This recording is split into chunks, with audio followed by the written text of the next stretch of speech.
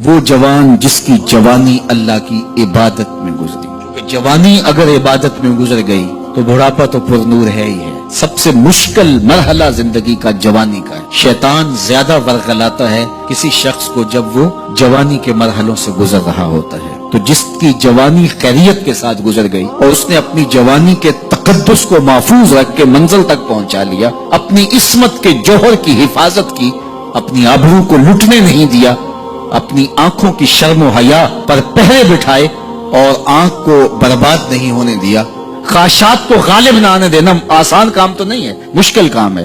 لیکن اگر کوئی مشکل کاٹ گیا، جوانی کے تھوڑے سے ایام میں گزار گیا، اجر کتنا بڑا ہے. سنیے اللہ کے محبوب کی زبان سے سنیے. حضور نے ارشاد فرمایا قیامت کے دن جب سورج کا رخ سیدھا ہوگا، زمین تانبے کی ہوگی، لوگ پسینے میں شرابور ہوں گے، کوئی ٹخنوں تک پسینے میں، کوئی گھٹنوں تک، کوئی کمر تک، کسی کو پسینے کی لگام دی جائے گی. اور وہ پسینہ ایسے نہیں ہوگا جس طرح یہ پسینہ ہے، اتنا گرم ہوگا.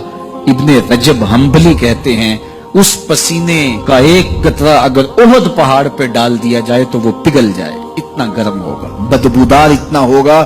ایک قطرہ دنیا پہ ڈال دیا جائے، انسان کیا جانوروں کے دماغ بھی پھٹ جائیں، اس پسینے میں لوگ شرابور ہوں گے.